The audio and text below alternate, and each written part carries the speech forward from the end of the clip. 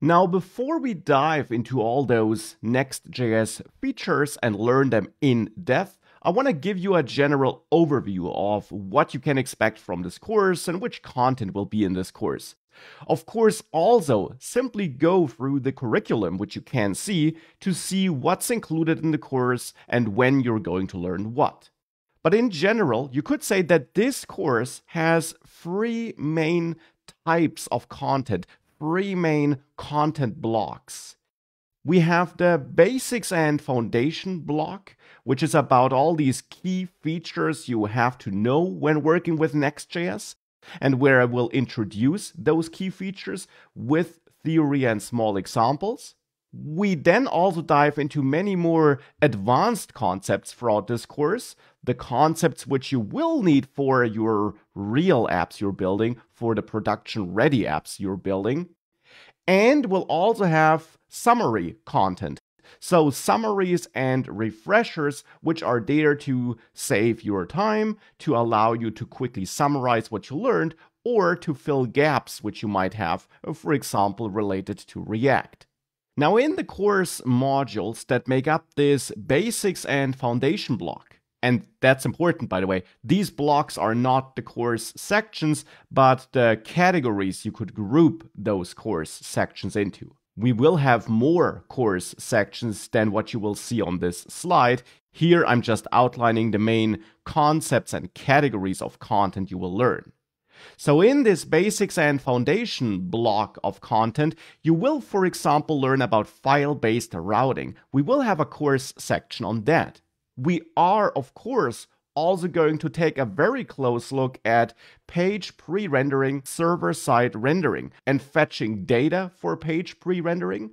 So preparing and fetching data on the server side instead of on the client side, and when to use which approach, because it turns out that we will have different approaches and different solutions here. We will also explore how we can combine Next.js features and Next.js pages with standard React features, standard React components, and features like context and refs and everything that makes up React. And you'll see that it is very straightforward and very easy. Nonetheless, we're going to take a look at that as well. And we are also going to explore API routes and how we can build full stack applications with Next.js. So these are all the core concepts which we'll explore in depth throughout this course. But then we're also going to dive into advanced concepts. We are going to explore optimization opportunities, for example. How we can set page metadata, how we can optimize images so that we serve small images and load them lazily, things like that. We are going to look behind the scenes and explore some theory. In this course, you're not just going to learn how to do something, but also why and what happens behind the scenes. We are, of course, also exploring deployment and configuring our app for deployment, different ways of building a Next.js application, and I will show you a detailed deployment example from A to C, where we at the end have our Next.js project up and running on a production server. In this course, we are also going to explore authentication and how you can add authentication to your Next.js project, because it turns out that it works a bit differently than in standard React apps, that it's easier than in standard React apps, and you're going to learn what's easier and how it works in this course. And then regarding those summaries and refreshers, as I said, they are there to save you time and fill gaps. Because, for example, this course includes a full React.js refresher module.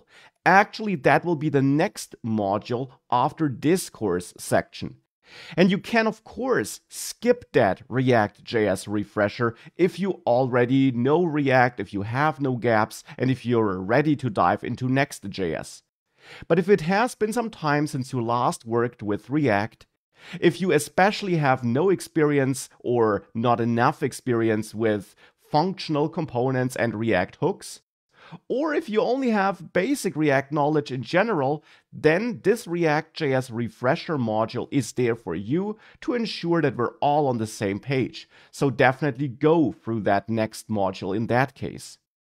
If you already have a solid understanding of React.js, if you know functional components and React hooks, then you can skip it. And at the end of the course, you will also find a Next.js summary module, which summarizes all those key features again, and which therefore ensures that if you're coming back to this course in a couple of months or even years, you got a quick way of going through all these key features again without having to go through the entire course again.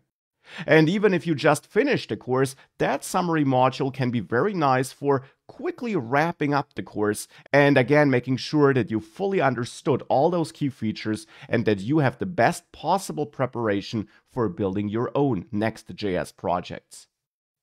Now that's the content. All this content will be taught with theory and small demos and examples, but we will then also have multiple bigger projects, more realistic projects, where we also apply what we learned, so that you have both small focused examples and the theory, and then the bigger picture where everything comes together. And you also, of course, should practice what you learned. From time to time throughout this course, I will challenge you to try out something on your own, but I also challenge you right now to do this even if I don't tell you to try something on your own. Consider pausing the course and the videos from time to time and try out the next steps on your own without looking at my solution first. So definitely also take a hands-on approach on your own and apply what you learned in your own projects outside of this course and also in the bigger course projects before we then build them together throughout this course. This will then ensure that you really understand what you're learning.